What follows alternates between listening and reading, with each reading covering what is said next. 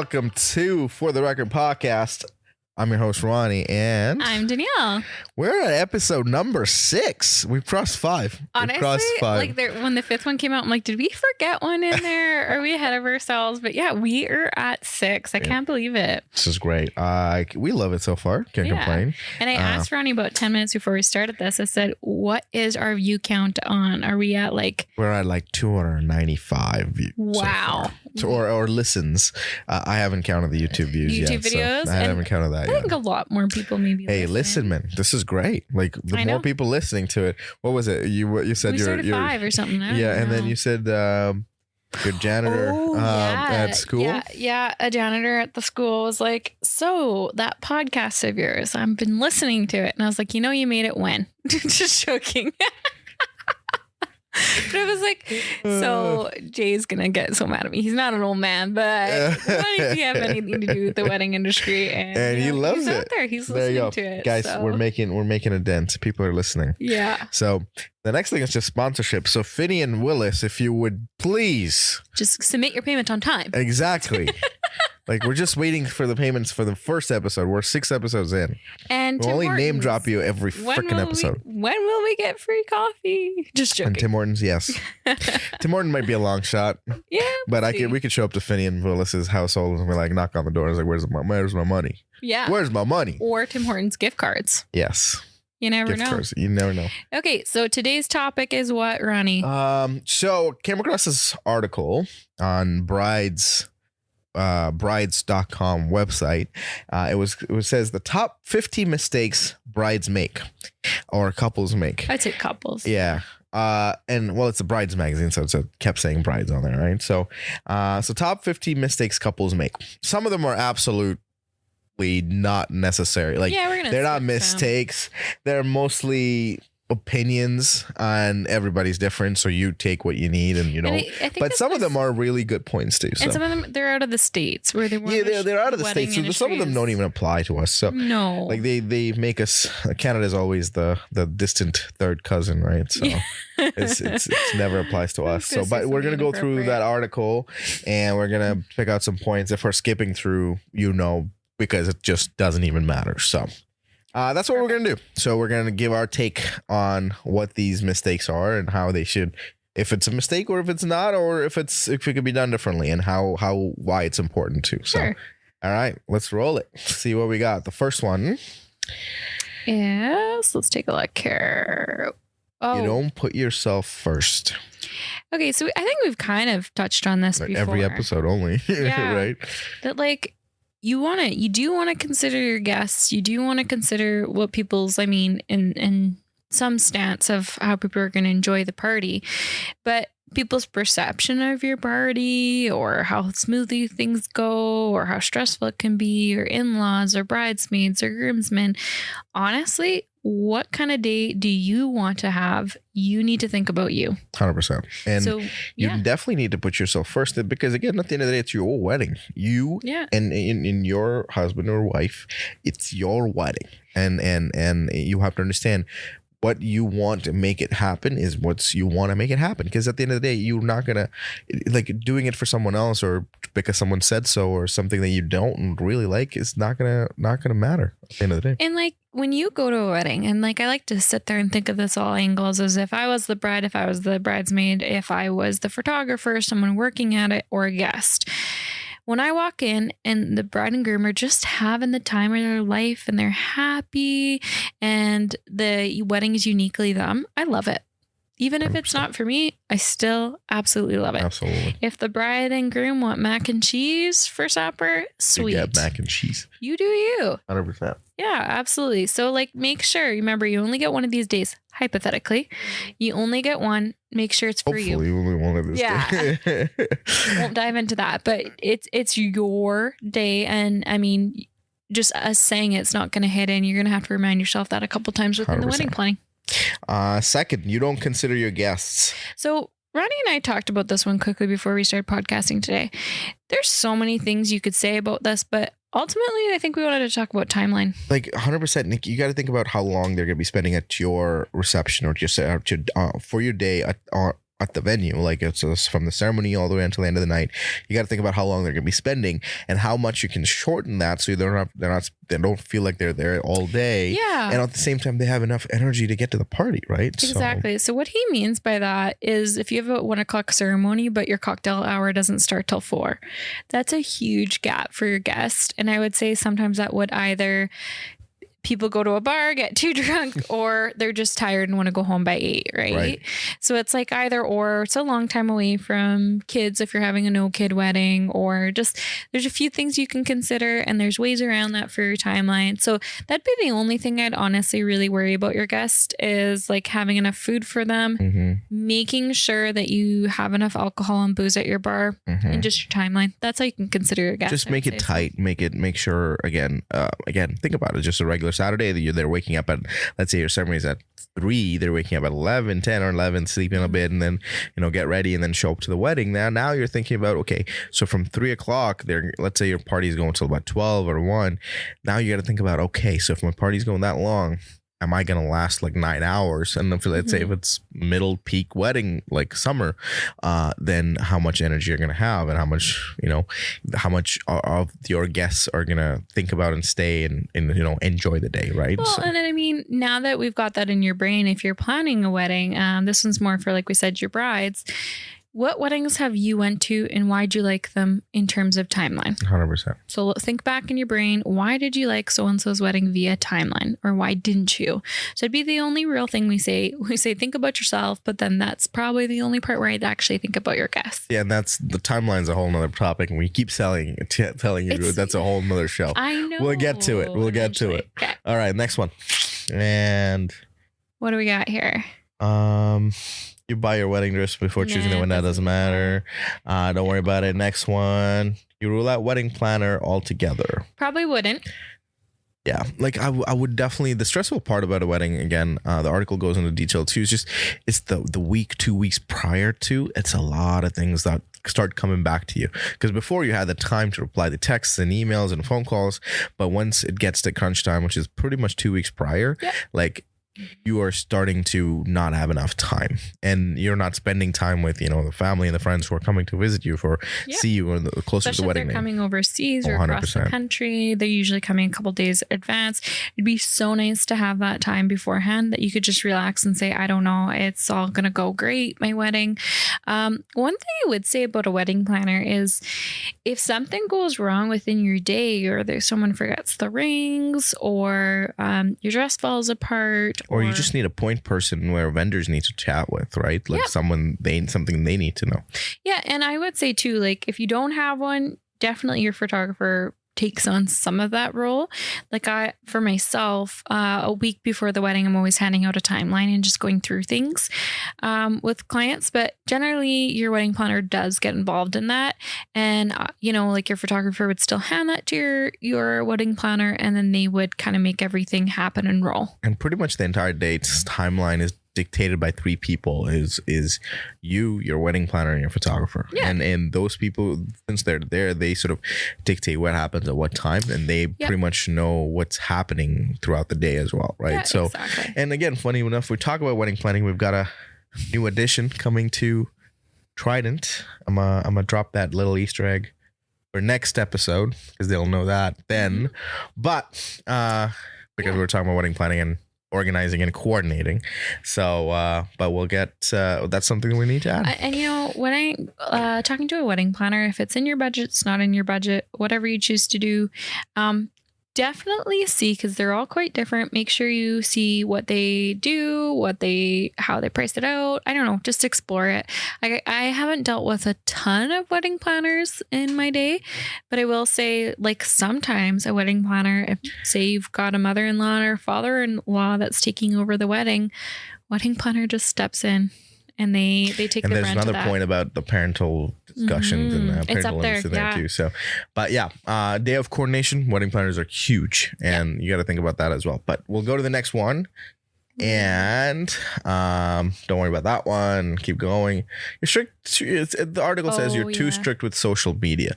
I've never ran into that. I don't think so either. But what the article goes on into is about, you know, where sometimes couples are like, don't post any videos or photos from our wedding leading up to it and after it until we post from the photographer. I'm like, that is a little too extreme. Maybe understand, you know, about the ceremony or anything until it's not done. But, you know, people are going to post snaps and Insta stories. Well, absolutely. But like, even from a professional standpoint, and I've, like I said, never heard of anyone having a problem with this.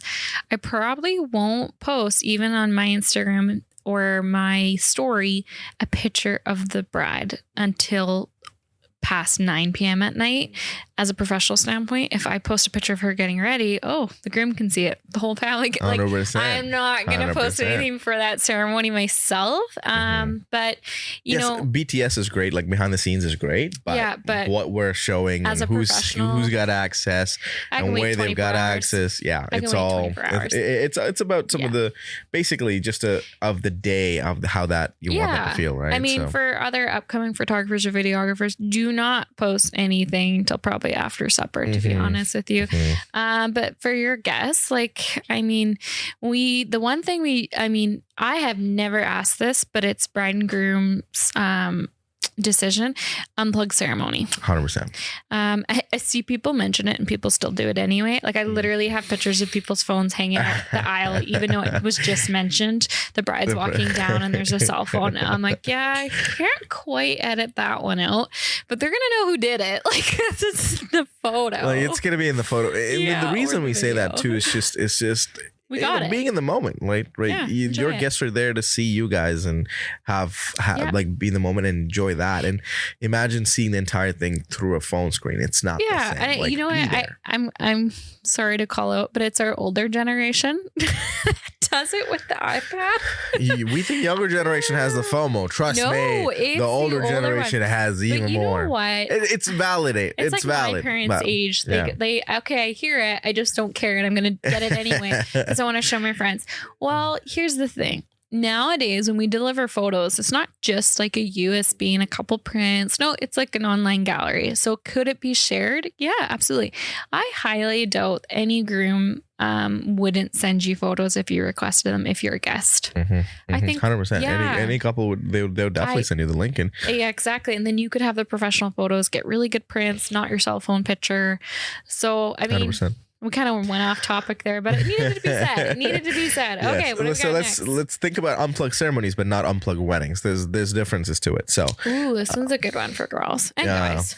You fall victim to crash dieting. Yeah. Fair enough. Fair point. So, I mean, I just had a baby. So I know, been there, done that. Our fitness people can speak to this. I am not the fitness person. I'm the fitness pizza in my mouth.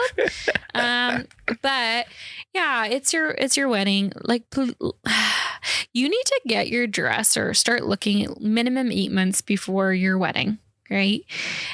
Be within 10 pounds. Be within 10 pounds when you are going dress shopping. That is the rule.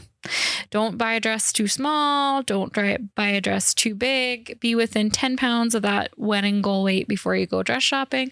So something to just keep in mind. Because something to try it on 2 weeks prior to, not the day of, the day before, because now you have time to make any adjustments too that you need, right? Because sometimes when you order, say, a size 12 for a dress and you've lost 30 some pounds and you're like, oh, they can bring that in.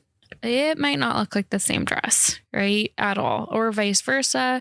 You crash dieted and you end up gaining more weight back. And it's like, there's not usually a lot to let out. So within 10 pounds up or 10 pounds down, when you go dress shopping, that's where you want to be. Good to know. All right. I'm going to start my diet today. As we crush pizza. Okay. The time gap between ceremony and reception, we talked about that one. You misplace your engagement, no, it doesn't matter. Keep going. Bridal party gifts, keep going. You don't feed your vendors. Ooh, this is true. Okay. I've got two different opinions. One, absolutely, from a videographer perspective, yes. From an entertainment perspective, not really. But go on. Okay, so if you won't have known this unless one of your sisters, brothers got married, or a close cousin or a close friend tells Again, you hopefully this is trick. your first and last wedding. So. Yeah, exactly. Right. We'll keep bringing that up, get people all worked up. Just joking. What you want to make sure and you account for, and some wedding photographers actually have this in their contract. You know what? For a really long time, I never have.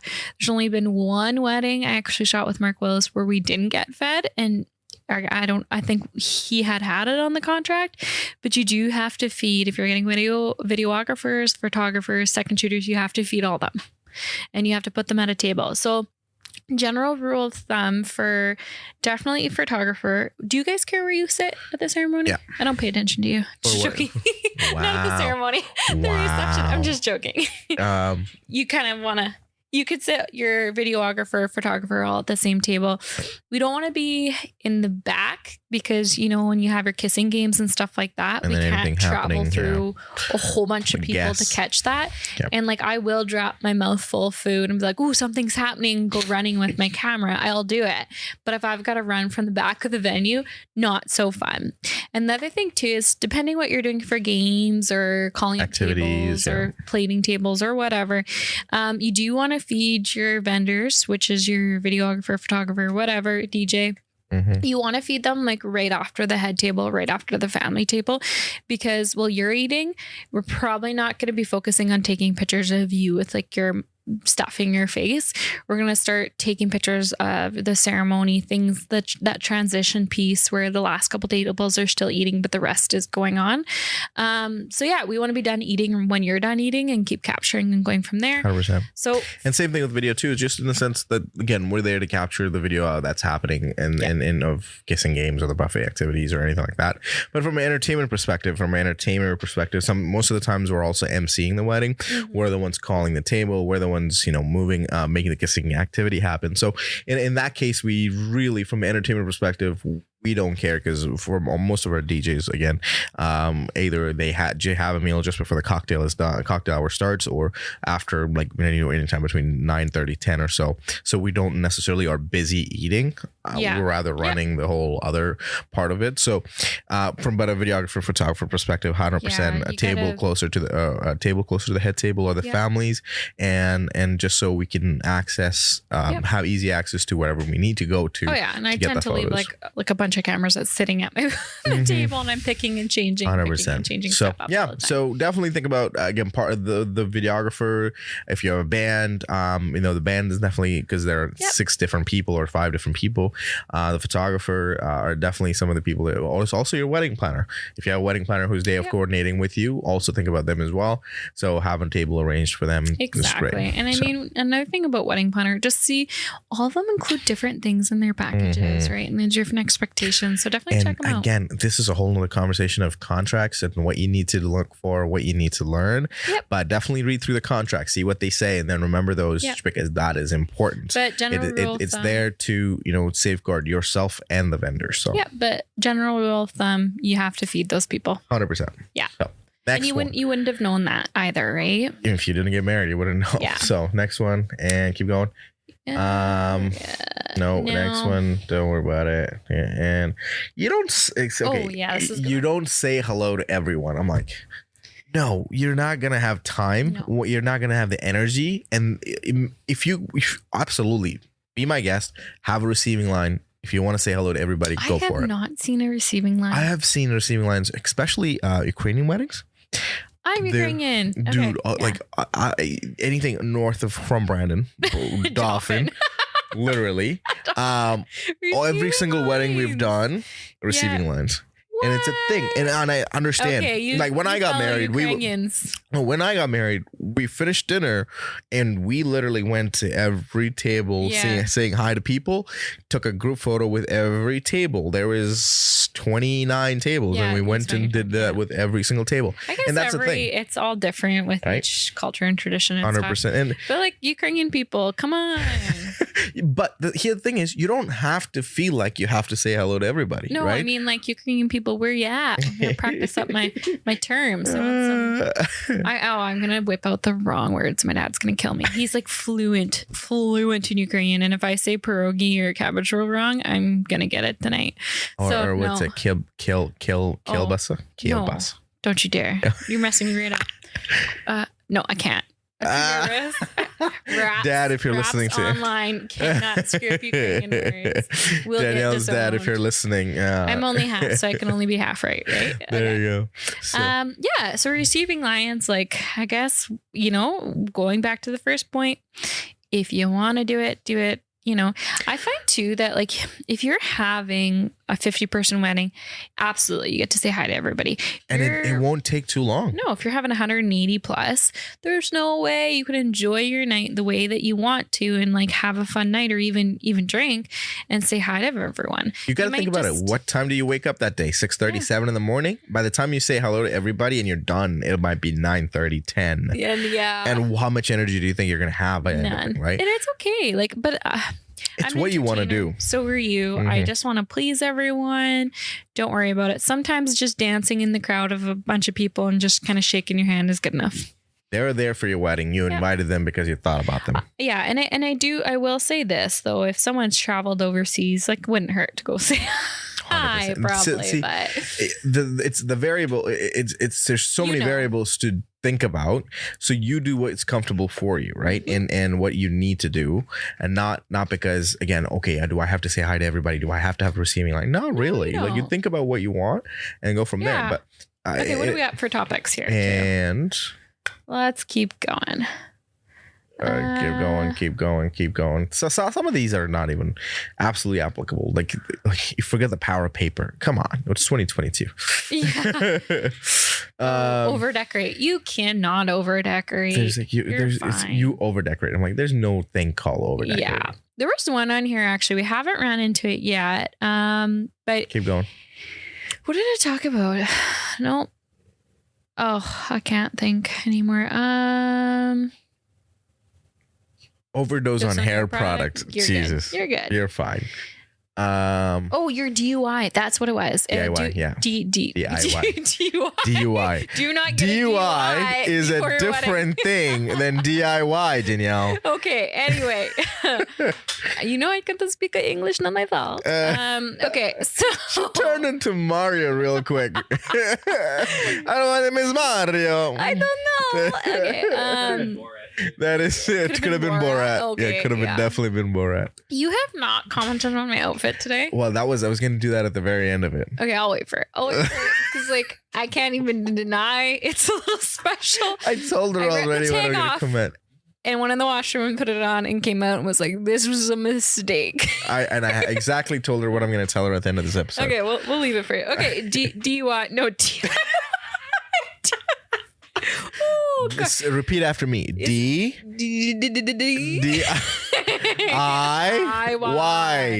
Got it. Oh my God. Do it yourself.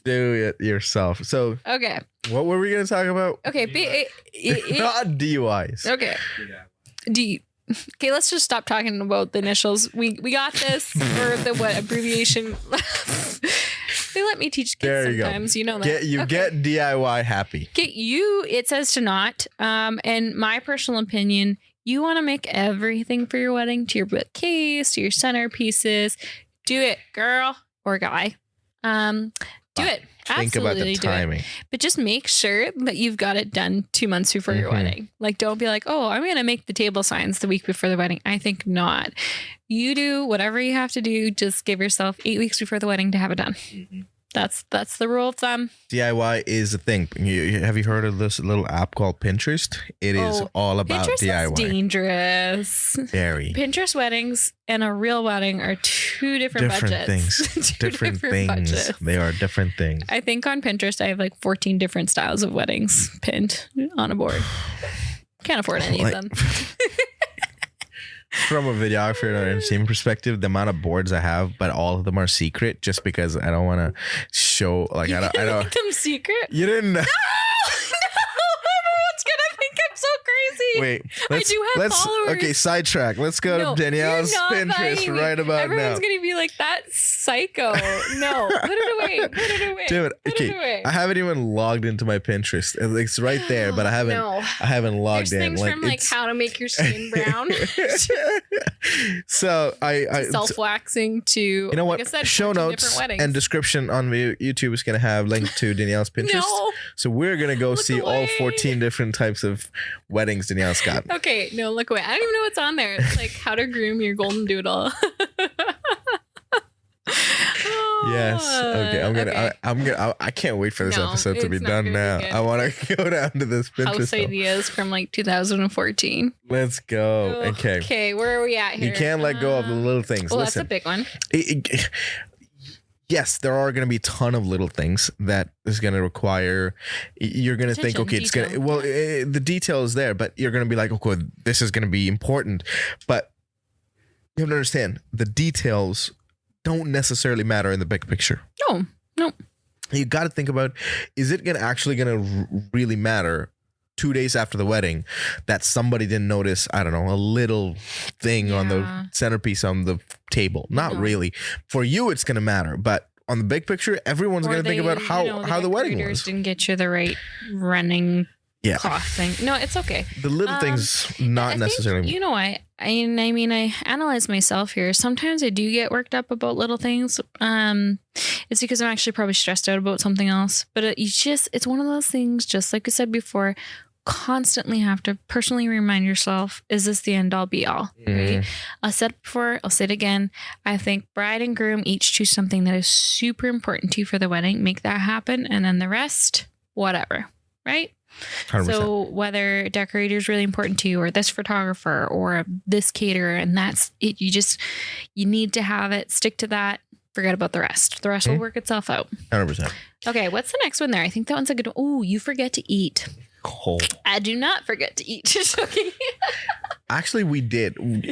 I'm not sure Silas remembers. He was there too. Like, they were all done. We were still saying hi to people. And by that time, it was 11 o'clock. Party was about to be done at 12. And me and Salome look at each other and go, did we eat yet? And she's like, no, I haven't eaten yet. So we walked to the buffet, but the staff was like, oh, you got to have a mask on. So neither of us have our mask on. So we're like, okay, we got to go find masks. And about the alcohol in us, we literally got distracted again. And somehow, so her dad went and found plates. Luke went and found mine. And like, we got the plate and we had like 3-4 bites and we're back on the dance floor. And then, so literally we forgot to eat. And then we came back to the hotel and 2 o'clock in the morning. We're like, what was the food like? We're asking everybody else. It's like, what was there? How was it? And I don't even remember what the food was. Aww, so that's a sad story. It is, again, but think about it. Like, things happen. So you gotta go for your sunset pictures and stuff like that. You know, if you're having a buffet, you can it's your wedding day. Tell them to set aside a plate for you and do not clear that plate. Or have them serve you right to the table and make sure you're not missing it out, right? Yeah, and then even have your maid of honor or groomsmen say, no, they're not done with their plate type thing. I've been a bridesmaid where I've had to go help the bride pee, and then I had to go do something else, and then I came back and my plate was gone, and I was like, I didn't even eat that. Yeah. so it does happen. Be aware of it. Try to plan for it. Got it. But I mean, next point. Yeah. What else do we got here? You don't have matching bouquet to your dresses. No. Apply. Keep going. Through needles. No. Hidden cost. No. Invite guests to you. No. Keep going. Oh, forget to set parental boundaries. Yeah, let's make this one our last one. Okay, so forget to set parental boundaries. That comes in so many forms. I've heard so many good stories, so many Trust bad me, I'm stories. from an immigrant family. Parental boundaries are not a thing. You're going to have some parents that don't care and don't overstep. You're going to have mother-in-laws, father-in-laws, people with opinions. I've seen some things. I definitely have. All I could say is just right from the get-go, make your expectations clear, but also be mindful. I will always say, and I mean, I don't know if I'm overstepping here. If you do have a mother and father-in-law, if you have a mother and father-in-law, your own parents, and they're giving you quite a bit of money for your wedding, then, you know, they should get some say in some things that 100%. Would make them happy. But ultimately, whatever's going to make you happy, you can be respectful, but it is your wedding. And the thing is too, again, as I said, like I've got different perspectives on it too. Like for me, when both of our parents decided, listen, we're gonna invite friends of ours, we're gonna invite neighbors of ours. We're like, no, you're not inviting neighbor that you were a neighbor with 20 years ago just because you're close still. That doesn't make sense. Yeah. But there has to be some sort of understanding that at the end of the day, your wedding is gonna happen the way you want it to happen. And if that involves, making sure your parents are a little happy and, make sure they in certain ways and make sure they're there. And then understanding. And be honest and open with them 100%. From the get-go.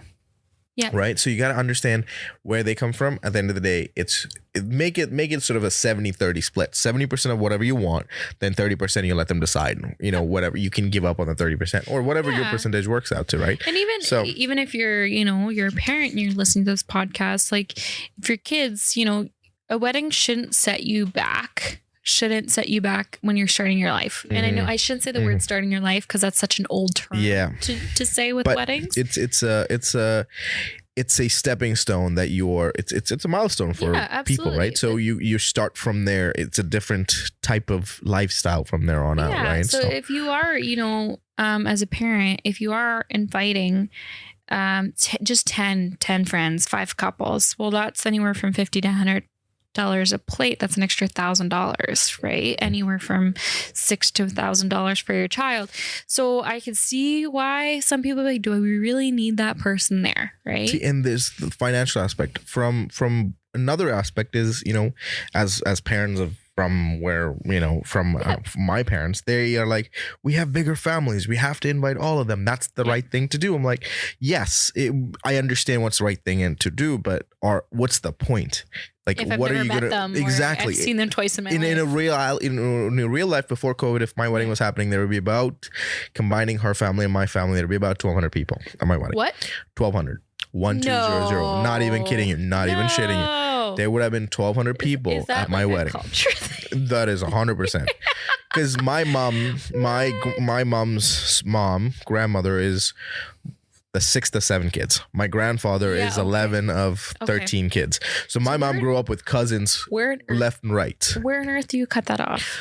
You don't. You just say, you get the immediate family and maybe one extra circle, and that's it. Yeah. The rest of them, it doesn't even matter. If I haven't heard your name ever in my life, or only heard your name and never seen you before, you're not coming to my wedding. No. So, but for them, they're close. For them, you've talked to them, but for you, it's not the same. So, from a again, immigrant family perspective, thank God for COVID, we only had 280 people. But oh my gosh, the wedding have taken a while. But if it was not COVID, holy cow! Like, we wouldn't have enough time in the day. That's its own circus. So, as I said, your parents have certain say, and in my family, both sides of the families were like, okay, we're gonna have all our family out. Nope, COVID. No, sorry, thank you. Every family thing is different, but like I said, I think you hit the ground running by having the discussion right after you're engaged, as you're doing the wedding planning, not when you're in the middle of the wedding planning and not 4 weeks before. And if your parents are a little hard to convince and things like that, let's start thinking about the other way. Like, how can you get a venue that you really like, but only has, 120 people capacity? Sorry. So then, there was the ways to work around. But at the end of the day, you got to set your boundaries, because you and your wedding as a couple is more important than just a little tad more important than your parents thinking it's my daughter's or my son's. Goes back to the first point, right? So, okay, I think that's our time. That was it, and I think there's a few things. There's a lot of things in there when we kept saying skip because it was just not important. But I think it was a good list of 50 that we sort of diluted down to a few of them. I think some of that was helpful. Some of that opinion was mattered, and some of them from our perspective. But I'll leave the article in the show notes and the description on YouTube as well. You guys can take a look at it. Take a look, read it if that's something you wanted to sort of see what we were going from. But thank you for listening to episode number 6. Please hit subscribe on YouTube if you're watching. Follow on Apple Podcasts, Spotify, or wherever you're listening to this podcast. Also, this podcast will be video format on Spotify. If you're watching it, you can watch it on Spotify too. So we've got early access to video on Spotify, which is awesome. So do share it with family and friends or anybody who's getting engaged. Yeah, exactly. So planning a wedding? And if you watch the video, you will see my Amish shirt today. That is exactly what I said. So when Danielle came out, what do you think about my shirt? She said, I'm like, you look Amish today. I don't even know. I personally went with pirate. I will take all of swear. the heat, you know. See, we could come up with all the Amish jokes because we know that you don't listen to podcasts. You were so mean. Okay, I don't know. We could go with pirate. Who knows? No, I'm not going with pirate. That's like a solid 1970s Amish look right there. Like, what is this? I could be its own kite. Oh my God. I swear. Our podcast is getting canceled by the Amish. I'm not even kidding. But thanks for listening to episode number 6. We'll see you guys next week. See ya. Bye. Bye. Watch some Amish person's like, where did she get that?